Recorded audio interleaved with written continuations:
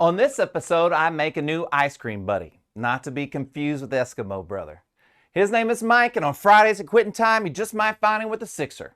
To clarify that, it'd be pints of Moo-llenium Crunch. Like me, Mike is in the field of health and fitness, also having the great distinction of being a gift fellow, or as I like to call him, the Jedis of fitness. Applied functional science represents most of what I believe in to physically balance the body. Mike's the Jedi in that. So, for balance or moderation of the physical, mental, and sometimes ice cream, do or do not. There is no try. We also talk about if you invite him to go Christmas caroling, he just ain't going. Let's jump in.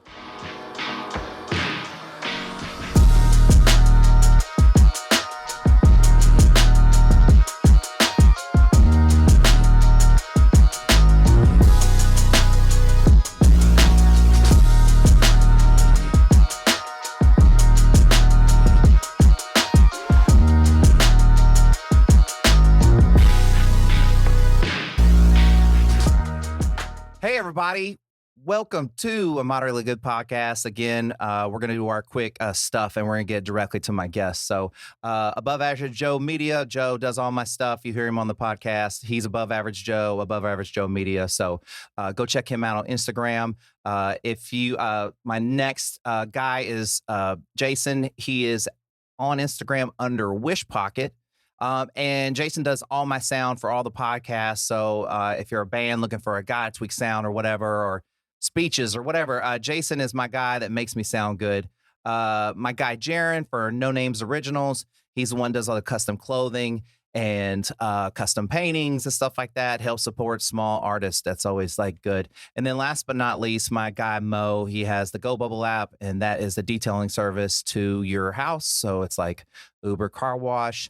And if you use the discount or the discount code Go Moderately, you get some sort of discount. Again, I still don't know what it is. I haven't looked it up, but I mean, like, surprise yourself and give yourself a treat. Like, get your car washed in the driveway. So,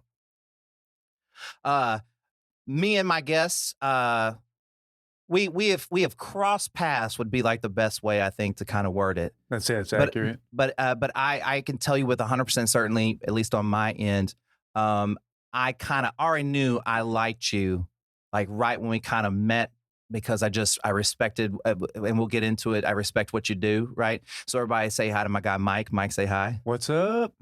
All right, Mike. So we had a little nice ribeye before we got started, right? Certainly did. And I noticed when you filled out my little survey, you made sure you said, there's so much good food. Like, you had a hard time making that decision on what to eat so are you a foodie? Not so much. I wouldn't say so. I mean, but you like food. Yeah, for sure. Like, I mean, certainly steakhouses. Okay, so you're a big steak guy. Mm-hmm. Okay, you cook steaks at home. Mm-hmm. Okay, and mostly ribs, actually. Really? Mm-hmm. So, are you a pretty good cook, or do you just stick to ribs? Like, what's your cooking status? Pretty simple. I mean, it's basically the same things week in and week out for the most part. I kind of eat like, I would say, if I'm going to run through the diet for the day, 4 eggs or so in the morning. I usually do some sort of like kind of protein shake, vegetable concoction in the early afternoon. And then in the evening, something more like chicken or fish or steak, or some sort of rotation between those three. And, rice, beans, broccoli, something like that, Brussels sprouts. And usually Monday through Thursday, sticking to something like that. And then the weekends, a whole different ball game. So if you haven't figured it out yet, Mike is a trainer like me, right? And he gave you a good trainer diet that a good trainer like eats, right? Like taking care of yourself, and I'm sure that's important, right? That's right. Absolutely. Okay, but let's get to the weekend. All right. Now, I think this would be a good lesson in like moderation personally, right? Mm-hmm. I'm going to say you work really hard on your diet during the week, and you work really hard in what you're doing with intention during the week, correct? I'd say so. And you give yourself a break on the weekend. That's right. Okay, so what's your break food? What do you do? What do you like when you snickered about the weekend? What does that mean? So I'm definitely a huge taco fan. Lately been going to Tyson's Tacos quite a bit. Dan's Hamburgers, definitely in the mix. A lot of the times I'll just make my own. Like I said, I'll smoke ribs. Right. Let's see. Honestly, wings will definitely be in the mix. Oh yeah. Ice Now, cream. let me. Oh, we can have some conversations about There's ice definitely cream. desserts for sure. Yeah. Are you a big sweets guy? I can be. Yeah. I can be. It's tough, right? Yeah, man. It's definitely tough. Right. Mm-hmm. So I'm interested in this. So this is what I have been trying to do around my sweets, and I would like to know what's your approach to trying to be moderate or like easy about sweets. So, and you tell me if you think this is a good idea. Okay. I've been using watermelon as my sweet treat to eat. I like it.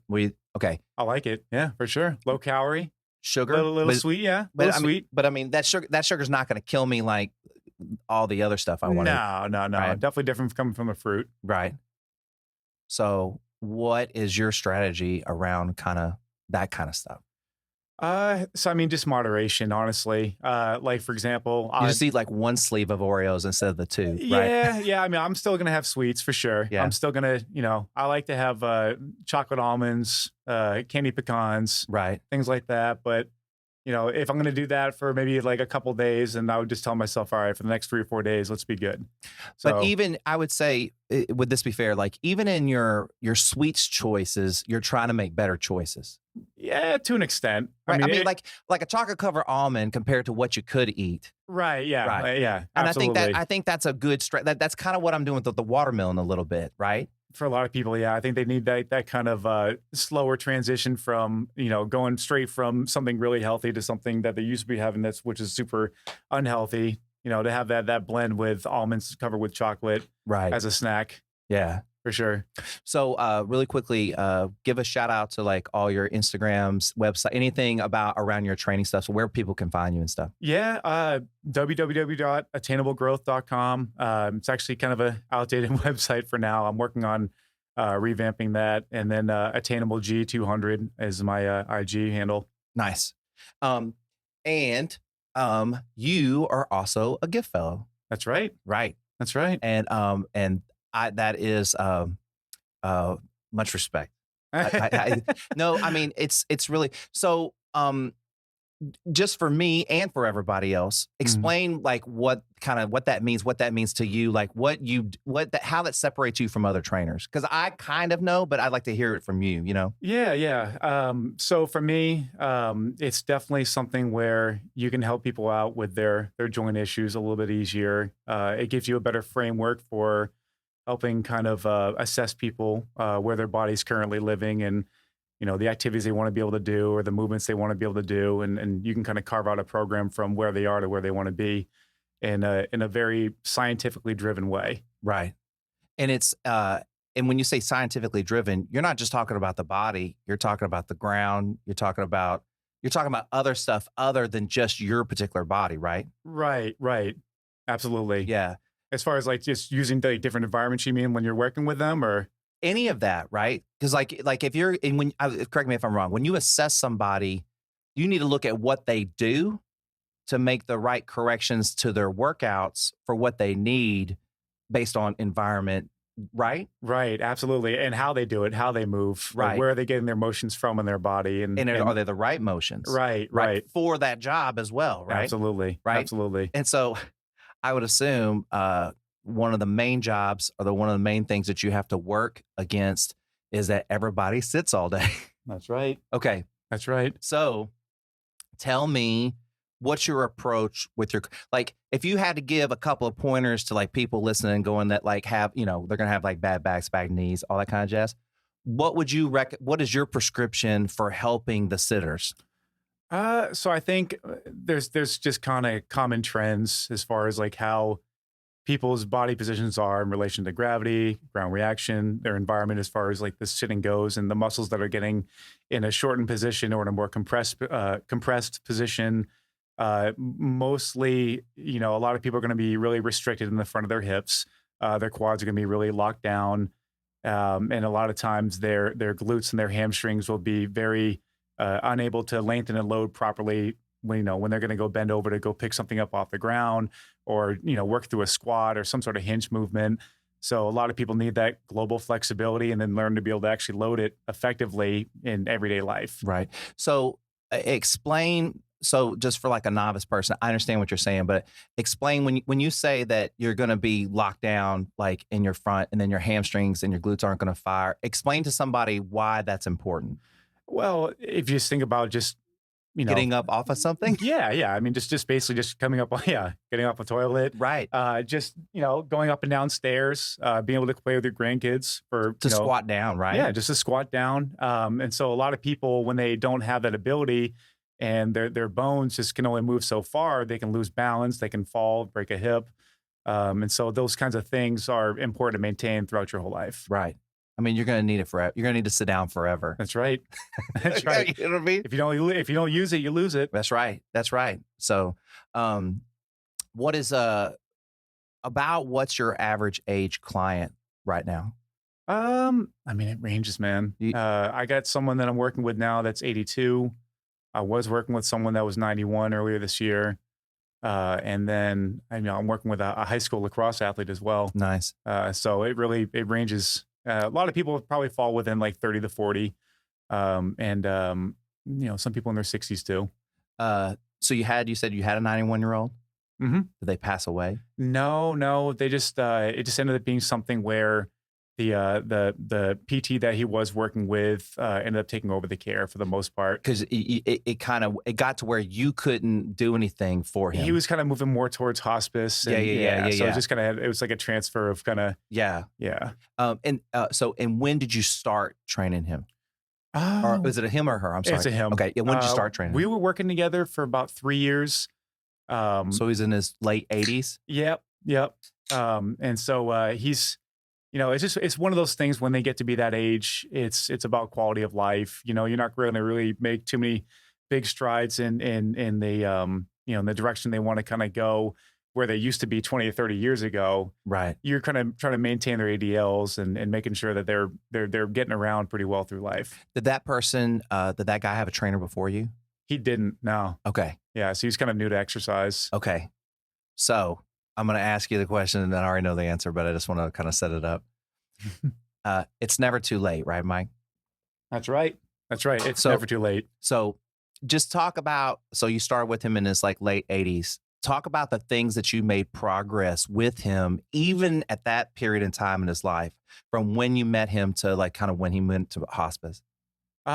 So, when I was first meeting with him, he came in a lot worse shape. He kind of had like the whole hunched over back. He was definitely very depressed, not really knowing which direction to kind of go in life as far as what he wanted to do. And so do you find that some of your older clients, like their mind is a really hard thing for them? Yeah. Anyways, go ahead. I just wanted to drop that in. Yeah, no, absolutely. Depression, they're losing their function. They're a little more distant from their family sometimes, or they're not able to kind of be there for them as much as they want to be when they were younger. And so, working with them, it's definitely, you have to have a lot of tender conversations. Yeah. I think you got to it's important to be able to kind of get in their heads and be able to kind of, I guess, drive some initiative in them that they might not otherwise be able to produce themselves. Right. Because a lot of times at that point, if someone hasn't really been working out, their mindset is like, I'm dead already. Is that fair? Moving into that direction though. Yeah. It's not unfair. They're like, there's no way I can make any change. Right. But it's not true. Yeah. No. It's definitely. I mean, and even then. So after a couple of years of working together, it was one of those big things where he wanted to be able to tie his shoes again and not have to actually sit down to do them. So we worked a lot on his posterior chain flexibility and his balance and working through. Over the course of time, he got to be able to standing up and bending over and tying his shoes. It's awesome. So just, the wins kind of come a little bit differently than when we're younger. Yeah. But when you see the smile on their face and you see how much work they had to put in to get there, it's very rewarding. Did y'all have a pretty decent relationship? Yeah, we did. Okay. So, was it a good experience? It was. Absolutely. So I've talked about this before, but I had a client. I started training with him when he was 79, and then he passed away at like 91. So I trained him like his entire time.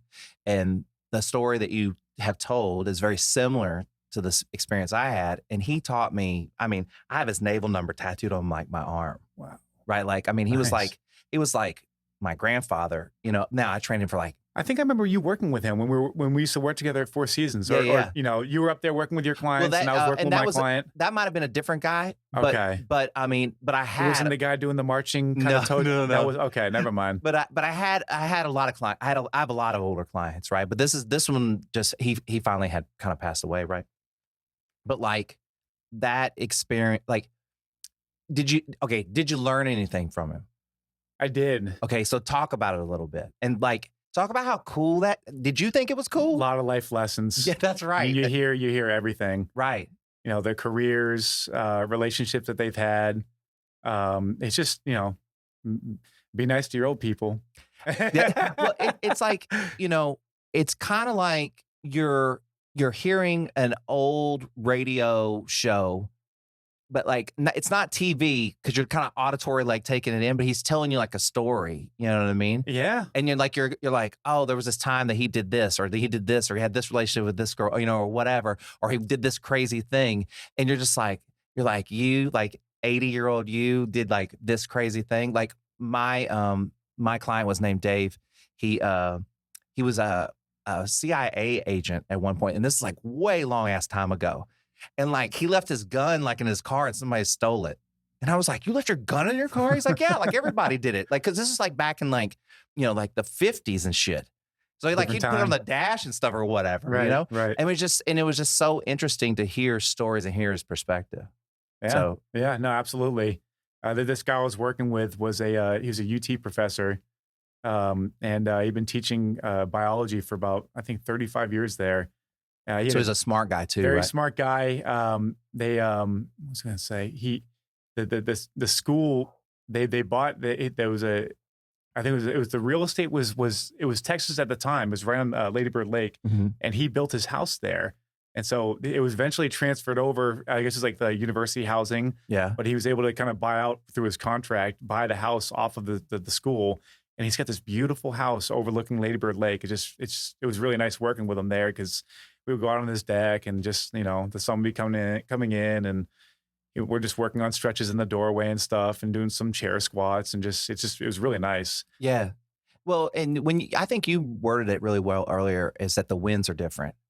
And like me personally, I had to get used to that the winds were different. That's like, right. you know what I mean? Like you know, you have these real big goals, and then you realize that like those goals are just way too big sometimes for people of that health or that age or whatever, right? Right. Right.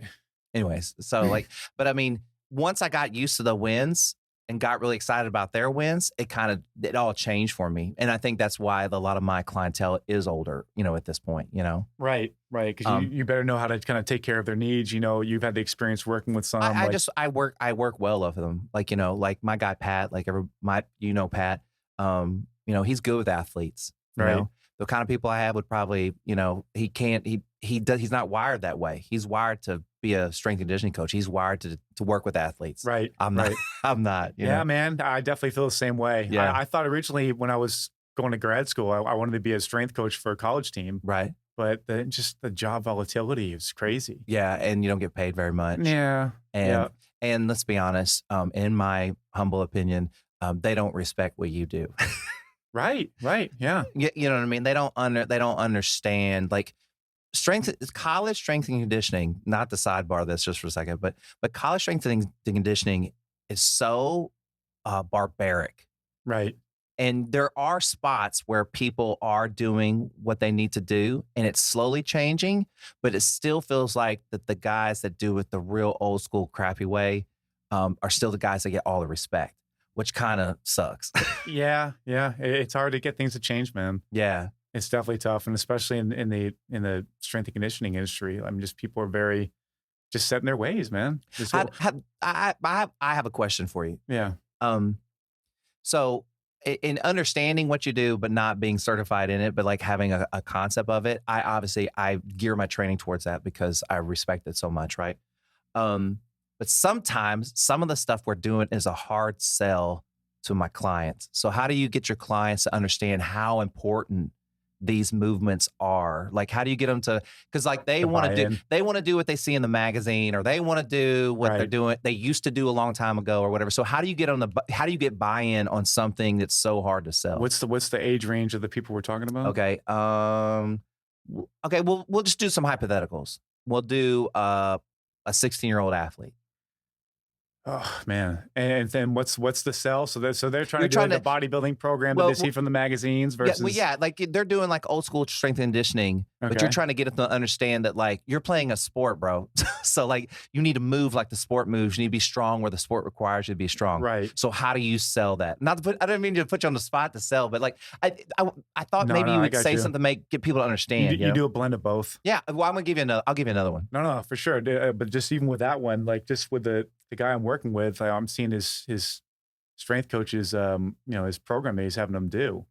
And it's just all traditional bodybuilding moves, you know, arms, bicep curls, lateral raises, stuff like that. And then the sports lacrosse. And it's just like, there's nothing that he's having, getting the upper body and the lower body working together in there. And I'm just like, all right, man, so you can work on this. This is important. But when you and I work together, let's work on this to help you be better and move better on the field. Does he see the difference how long have you been working with him? He does, because about a year and a half now. Yeah. And probably if he was consistent for about 6 months, he started to see a little bit of progress in his things, right? Yeah. And his lifts probably got better too, I bet. They did. Yeah. I mean, so and we were still doing some traditional lifts. Yeah. We're still doing some of the programming. It's not that that's bad. Traditional lift isn't bad. It just needs to be done appropriately and at the right times and stuff, right? Yep. Blending wants and needs. Right. That's that. Hey, I like that. Okay. So now you have, we'll say you have a 65-year-old lady. And she wants to do what? And she's okay. Like this turns into the whole thing. So she's been walking a lot, right? Yeah. She's okay about her diet. And she's lifted weights in the past. I like this game. This is fun. All right. And what does she need? She needs all the typical stuff that that someone of her age is going to need. She's been sitting a lot, poor posture. Okay. All the typical stuff. Lack of mobility. Sell her on the ability to, if you want to move better, you want to be there for your kids, your grandkids, and be able to move later on in your age. It starts now, right? So, and you got to squat like on the floor normally first before anything else, right? Right. Yeah. Absolutely. Yeah. Absolutely. Yeah. You got to like I've had my clients long enough that they do like actually like listen and want to be better. And so the buy-in isn't hard, but it takes a minute. But then once they see the results, they're totally bought in, right? But sometimes it's a hard sell to explain like why we're doing these odd little things or these odd little movements or moving in these weird ways. But then when you show them, like, that's probably like with your lacrosse player, when you show him how he does that in lacrosse, he's like, oh, absolutely. Right? And then when you show the older lady, hey, when you squat down to pick up your kid, this is what it looks like. Right. That's like the example of it. This is what the healthy way of doing it looks like. Right. That's not going to mess up your back. Right. We were talking a little bit before we got on camera, and you were talking about was it last snow apocalypse or the snow apocalypse before? The one in February last year. Okay. And that you're from Maine? Yep. Right? That's right. And you're like, why are all these people staying at home? Like, why are we going to work? Right? So, do you miss the cold of Maine? Do you miss the weather of Maine? It would be nice for about a month or 2 months to have something that's a little bit colder than what we get. But I mean, just if the summers are all I have to pay for, as far as having a nice, like, honestly, a super easy winter, then it is what it is. Well, I mean, probably okay. So you were down for both snow apocalypses, right? When was the first one? Well, the first one, there was that mini one that we had. It was like a day or so, like this past year. Well, I mean, but then there was like a one where like everything shut down. Like, yep, that was last year. Yeah, the one the total shutdown one. But then there was just like this mini one. Like, when was that? You said last year. So I'm confused. Okay, in 21, because that was in 2020, right? Snow apocalypse in 2020. No, 2021 was it was just last February. So it's not 20. So February 22, right? And then February. It was this 22. It was this year In 20, so there was this, but it may not got you. It got us up here. We didn't lose power. It Right. just like snowed, and then it was really cold, and we couldn't drive on the roads. Man. That was a total derail. Yeah. Any hoozy. Yeah. Okay, so the snow apocalypse that you're talking about. Right. Okay, how did you feel about that weather? Were you just like, Loved it. I mean, but like it didn't like you're No. like I'm at home. Yeah. Yeah, it no didn't big bother deal. you at all. I mean, the only big difference is that, they have the snow plows Right. when it snows. But But y'all had probably generators up there and stuff, right? right. But I mean, just houses are built to be able to sustain that kind of weather. It's not Yeah. a big deal up there. Yeah. But I mean, down here, when, 9 inches of snow, no snow plows, it was just, it was kind of crazy driving on the road. Right. But, Well, I mean, but was it crazy for you? no. Like, I mean, it was crazy for us. Right. But for you, Walk in the park, man. yeah, you're just Every like, winter. it's another day in Maine. Yeah. Yeah. That's right. You still have family and stuff up there? Yeah. My parents live in Westbrook now, Mhm. which is like the little city beside Portland, which is the biggest city in Maine. Mhm. And I got a bunch of friends up there still. You have a older brother Yes. and a younger sister. That's right. That's right. I try to read. Yeah. So, are you close with both of them? Yeah. Yeah. So, what was your like? I'm the oldest. So, what Mhm. was it like to have like an older brother? Are y'all tight? So Like, yeah. So we were 15 months apart growing up. We played a lot of the same sports. you're like Irish twins. Well, when we were really young, it's kind of funny. We had this one picture where we kind of dressed like little German boys, like super blonde hair, like the kind of the Oshkosh. You had bagosh. super blonde hair. Oh yeah. No When I was way. growing up. Yeah. Is he blonde as well? He was. Oh, But right. we both kind of have like darker hair now. Yeah. But just like the suspenders, kind of like the corduroy, or not corduroy, but what do you call it? Plaid shirts. How'd you underneath. end up in those? His parents, man. Yeah, dress us up The like that. We're like 5 and 4. I like and being like a new dad, and actually like I'm extra about like what I dress and stuff like that. And so of course like I'm gonna be kind of like that with my daughter, right? Right. I'm always aware of what I'm putting her in, and then I'm always like, I wonder if she like cares, or if like she's gonna see a picture later and she's like, why did you put me in that Mario Brothers t-shirt? You know what I like, or Yeah. whatever, Right. The other day, she needs a haircut. Right now, she has like a kind of a bowl mullet little thing going if you don't put like barrettes in her hair. And she had a Mario Brothers t-shirt on and like some little shorts, and she looked like a boy. I'm not gonna lie. And this little kid called her a boy, and I was like, girl, excuse me, girl. She Right. is a girl. Yeah. We're cutting her hair this week. That's awesome. Where does your brother live? He lives in Alabama. Oh, no way. Yep. And then you have a sister, and where she live? North Carolina. Raleigh. How did all y'all just run from the cold Kind of or what? crazy, man. So they both went to Cornell for undergrad, and then my sister got or she went to get her dietetics internship kind of deal, RD in Dallas while she was working for a hospital. Mhm. And then she just kind of that switched over to her being the full-time RD there. So she lived there for maybe about 6 or 7 years, I think. And then You mean retro dietitian, right? yes, Okay, just make sure. yeah. What did I say? No, you did. You just said RD. Oh yeah, registered. Yeah, Yeah, but she went to school for what is it called? for nutrition and dietetics. Yeah, and I was like, I'm pretty sure that's a dietitian, but I wanted to wait to ask. So You yeah, got it. since anyway, go ahead. Yeah. And then my brother, he did supply chain management, so he's kind of been all around Arkansas, Indiana. Now he's in Alabama. He was in Pennsylvania before that, and in New Hampshire as well. So just kind of just hopping around, working for I'm different. gonna need you to ask your sister how she feels about watermelon. Right. Right. I gotta ask her. Do you ask her for nutritional advice? Sometimes I like to hear her input. Yeah. Yeah, for sure. What can you give me a secret, something like something I need to know about my nutrition? Because like In regards to what? okay, let me think of, well, I mean, we could talk about in regards to sugar. So so like, yeah, that'll be good. What does she say? Like, I mean, I'd probably know what she says about sugar, but like, what are her thoughts, and like, why is it so important to probably not eat sugar? I mean, you probably know this too, but like, have you talked to her about it? I'm assuming, right? Right. Yeah. Well, I mean, just the big thing is, just blood glucose regulation. Right. And just, as far as not putting stress on our pancreas, and, making sure that you actually are utilizing the sugars that you're eating. And if you have too much of that, then it's going to be something that's going to overload your body, and your body's not going to know how to process it well. And it's going to lead to life-threatening diseases. I know, but this is like, we're talking about ice cream, man. Yeah, that's Talking true. about ice cream. That's true. All in moderation. Yes, kind of. Well, I do this thing where like, I get like a pint and then I just shave thin layers off the top, right? And Yep. just like kind of shave it down. And I feel like it helps me eat Slow play less, it. Yeah. but I I don't do know. the same thing. I mean, but then I'm not even gonna lie. There's times where like, it'll be like a Sunday night and I'll be like watching a movie or something and it'll be like half shaven down. And I'll just be like, fuck it, I'm eating the whole thing. Yeah. Right. Yeah. What's your go-to ice cream?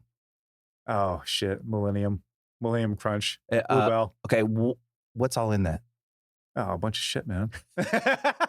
So so I have Nothing is good for you. so I've done my blood work, right? Yeah. And I'm highly inflamed by dairy, and I'm highly inflamed by eggs. Interesting. So I don't do either one of those, right? So where do you get your protein from? I mean, I eat meat and Yeah. other stuff, right? But I can eat beans, which isn't great. Right. But eggs and dairy literally make my stomach dog shit. Like I can't, even if I had dairy and eggs as a protein, I'm not really utilizing it because it's pissing my body off, right? Right. Absolutely. So that includes ice cream. And Big downer. I will make you a challenge. Okay. Such a big downer, man. It was Mike. Ice cream's so It was a good. big downer, but it's not anymore. That's okay. good. Let me tell you why. So there's a brand, God bless you. It's called So Delicious, and they make dairy-free ice cream, right? This one is made with almond milk, okay?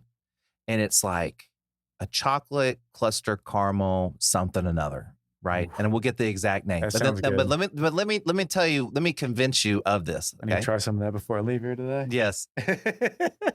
My girlfriend doesn't have to be dairy-free, right? And she fights me for this ice cream. It is so good. And a bonus, when you eat a lot of ice cream, the dairy makes me feel like, well, maybe it's just me, but I get kind of sluggish. Like, you know Yeah. what I mean? Mhm. I don't ever feel like this eating that because it doesn't have all that same dairy stuff. And it's better for your stomach. Right. Not knocking Millennial Crunch. Right. Millennium Crunch? Yeah. Moo-llenium. Moo-llenium Crunch. But anyways, but yes, you have to try it. So good. So I delicious. will, man. Don't y'all go buy it now. Like I'm HEB. I went to HEB to get your little like IPAs or whatever, and I had no idea what it was. I had to Google it and go like, oh, that's what this looks like. Yeah. I mean, they're good. Well, I haven't done this in a minute, and I think this will be kind of cool. So this is what we call Aaron's space oddity questions, and this is where my girlfriend puts like just random questions like in a bucket. Here's the cool part: if we pull one out, we don't want to talk about it. We just get another one. Sounds So good. reach in that little bowl in there and like see what you pull out. See if it's any good to start off with. All right. Read it out. Yeah, go ahead. What's the most absurd thing you've been tricked into doing or believing? I mean, you can Mhm. take this so many directions. Tricked into doing or believing. I can give you mine if you Man. want to think. Yeah. Give me a second. Yeah. Go ahead. I'm a big sneakerhead, right? Snickers, like the No, candy? sneakers like Oh, sneakers. yeah. Gotcha. So I'm a big sneakerhead. I am a big Snickers guy, but not as big as sneakers, right? And so long story short, I got scammed like out of about like $800, thinking I was gonna get a certain set of shoes, and the whole time it was happening, I was like, this doesn't feel right, and I was like, but it makes sense, but it didn't. And I kept arguing with myself. And if I just kind of went with my gut, I probably wouldn't have got scammed. But I totally believe that this dude was who he said he was. I mean, I feel like I'm pretty aware, and it like blew me out of the water. I was like, holy shit. Like I got fooled. Yeah. Really bad. Really bad. Yeah. Anyways, how about you? I got one, man. I got some solar panels probably about 6-7 years ago. And the guy that on your house? on my roof, Yeah. And the guy was telling me that like it would be reducing my electric bill by 80%. And each and every electric bill that came by past that was only about like 5 or 10%. So either the solar panels themselves weren't installed correctly, or the power that the guy was saying that they were going to produce was a lot less. or it wasn't like harvesting. There's something wrong with the machinery. But anyway, the company went under. So I was stuck with the pill. And this is back like 2013, 2014. I eventually got a reimbursement. Because I had to prove through all the electric bills over the months for the last couple of years back then that I was not getting the savings that they were promising. And so they end up refunding about 70% of it. Oh, So that's awesome. either way. But just make sure if you get solar panels that you don't get scammed. So let me ask you this: Would you try to do solar panels again? Would you give it another shot? I want to talk with a person that actually has them and see who they went through and see what their electric bill looks like. Yeah, one of my friends just got solar panels, so I want to see how his stuff works out. Yeah, I'm totally down for it. I don't know. I guess my thought has been, is the technology really there? I don't think so, man. Are we really, And there's always those ads I'm seeing on Facebook and stuff where the government will refund you X amount of money if you get them installed, and if at no % down or whatever, and just I don't know. I don't think it's ready yet. I agree. This is probably a pretty random question. Do you buy, sell stuff on eBay? Marketplace, Facebook Marketplace usually. Okay. Sometimes eBay. Do you trust eBay as a trusted seller? I feel like there's this whole conspiracy theory where there's still people that don't think eBay is worthy. That eBay is total scam still. I could see that. Yeah. Because they get burned so much back in the day, dude. Yeah. The early days of the internet were wild. Dude, the early days of eBay were wild. Yeah. I've been selling stuff on eBay forever. Right. It's for me, it's the greatest. It's I'm a collector of things. Right. And so if they're worth value and I can shift them out, and get some of my money back, it's like having a garage sale all day, right? Absolutely. And especially with sneakers. I mean, you're selling them back and forth. But I know so many people that I'll go, yeah, just sell it on eBay. They're like, no, I don't trust eBay. I'm scared. Yeah, you're definitely gonna get screwed over. And you're like, well, how do you know? You're like, well, my cousin's uncle said that he got screwed over on eBay. Right. You talking about the guy that says that aliens are real? Oh man. So usually how I wrap this thing up and then it goes on forever is I just basically my whole concept of what I'm trying to do here is how do you balance your life? We were talking about a little bit before of just and I thought you said it if you want to touch on this, I think it would be really interesting. So many people are just shifting so hard to one side or the other. And it's just really impossible to live that way. Right. You have to find balance. Absolutely. Right. And so, basically when everybody comes on, I just what do you do? And I know kind of a lot of what you do because we're friendly and stuff like that. But what are things that you do to help, make you good for your girlfriend, make you good for work, make you good for your friends? How do you recharge? How do you volume your workouts? Just anything that you do that makes your life good. I like the balance between work and play. And work and for me, play is just oftentimes it's just kind of laying around, just doing nothing, hanging out in the pool, just watching some Netflix. It doesn't have to be anything in particular, honestly. Going to the movies, sometimes going out and having a few drinks, but for the most part, just being around the house, man. Just being away from people for a little bit, and then during the week, it's definitely a big grind. And I'd like to train. I like to make sure that I get in a certain amount of times per week. So just between just having the yin and the yang of training versus relaxing, the kind of the switch off, and not doing too much of training and too much of working and then too much of going out and too much of visiting people and doing that for weeks on end without actually having some time to recharge and just do nothing. Yeah. You because when you train pretty hard. I mean, I've noticed. At least you're sweating on Instagram. That's what I've seen, right? So so basically what you're saying, kind of when you're at motion, we're hey, I'm at motion. Right. When I'm relaxing, I'm relaxing. I don't want to do anything at all. Yeah. No chores, no nothing, man. Just literally just sit on my ass, honestly.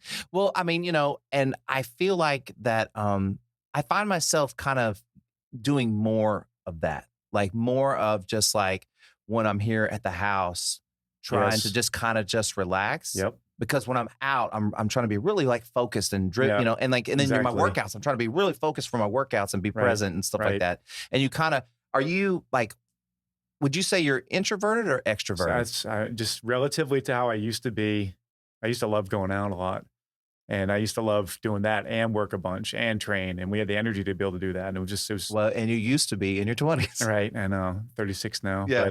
But it's just not as valuable as it was. You don't get the same reward. Yeah. You've been there, done that kind of thing. But just when you're at home, you're relaxing. Right. And the going out and all doing that stuff is not attractive as much anymore, right? Yeah. So I mean, I used to get kind of get a little more energy from doing that. And it was just fun to be on the scene. And it was fun to kind of go out. But as time goes by and you get older, it's just one of those things where you don't really have, you just value more of your alone time. Right. You value that time where you can actually recharge. You value that time where you can actually just kind of unplug a little bit. So my original question was Introvert versus extrovert. That's right. That's right. That's right. I used to be more extroverted at all times. Now I'm still extroverted, but I can be more introverted. And it's not a problem for me. It used to be something where I didn't want to be introverted. It just wasn't something that was like Or fulfilling. Did you not like being like with yourself? Yeah, Yeah. that was part of it. I think that's all kind of a growing process with people. You know what I Right. mean? Like, well, one, the world's really extroverted, and especially with you're young, you hope that you're out and experiencing the world. But then, after you go out, and like you said, you experience the world and you're like, I've done this and done that. It's like, okay, well now you're just with yourself. So like, have you figured out like how to be with yourself as well? Right. Yeah, definitely. Taking on more side projects, home improvement stuff, hobbies. I like to rollerblade a lot. What? Yeah, dude. No. Oh, okay. Yeah. Okay. So, okay. Well, man, I hope you got some time. I got some questions. So you're a big rollerblader? Yeah. Okay. yeah. Okay. So I don't get out as often as I want to. No. But, they have the Veloway off of 183 right near my house. what is that? It's just basically like this kind of little bike trail through. If you go down Manor, cross over 183. But it's all Uh, paved. Yeah. And oh, so yeah. you rollerblade it. Oh yeah. No way. My girlfriend will ride her bike, and I'll just rollerblade. Wow. That's so. So Yeah. when'd you get into rollerblade? I mean, it's did not you- something you didn't do that I shit do in like a Maine, whole. did you? Dude, I do everything, man. I rollerblade, golf, ride motorcycles.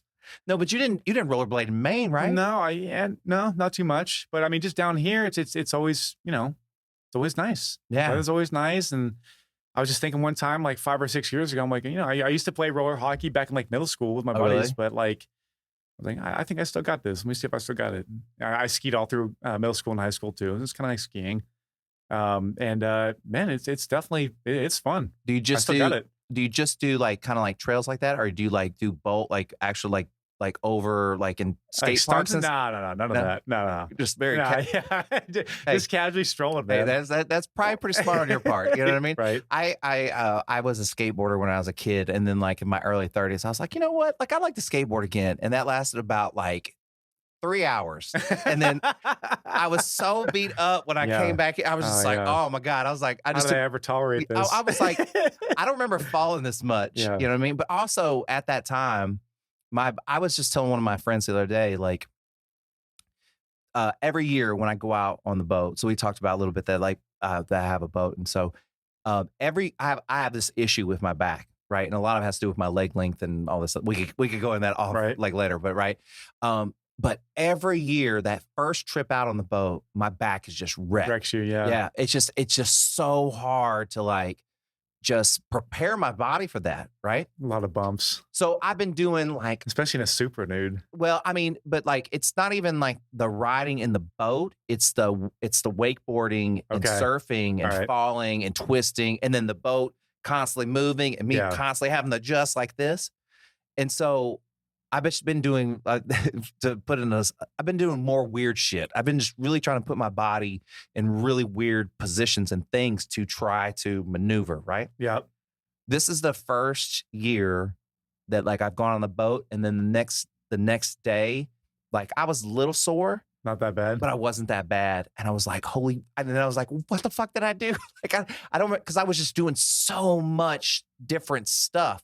Every workout, I was like, how creative can I be? Like Yeah. how every single one. So like I didn't really write down anything. I just kept doing.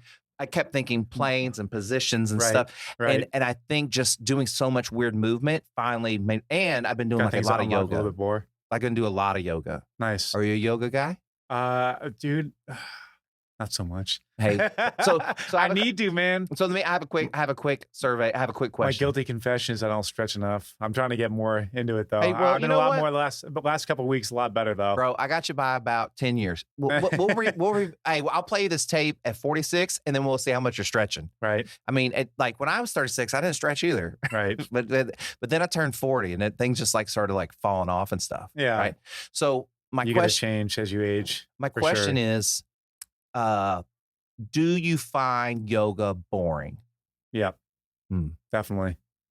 It's just not as, I just like to, when I'm doing something in the gym, it's got to be something exertional. It's got to be something where I'm feeling like I'm actually doing something, like I'm getting a sweat, I'm getting a pump. I just don't get the same reaction from yoga, man. It's just one of those things where, I don't know. So far, I would say I'm about like 5 for 5, right? And this is not, I'm just throwing this out there. I think sometimes people that are like really active people that love being active and like charged like that. And when you talk about like not wanting to like sit with yourself, like yoga makes you like sit with yourself. Right. You know what I mean? And like, you got to get your head around like, it's just me and you. We're just kind of like hanging out and doing this thing. Right. But man, like once you get in that mindset, it's like taking a nap. Like it's so like, for me, it's like so refreshing.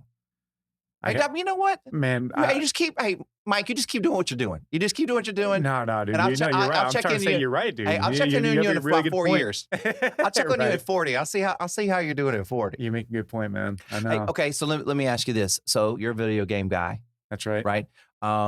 Is there some level of like relaxation, meditation, like recharge playing like video games? Absolutely, dude. Right. Like Absolutely. it allows you to kind of like zone. It's like, I always told people it's kind of like my reading a book, even though now I read books. It's a pacifier, man. No, but I mean, but I don't think that's necessarily bad. No. Yeah. I mean, everyone has their thing, dude. Right. Some people it's Instagram surfing. Some people it's buying things on Amazon. Everybody's got their vices. Right.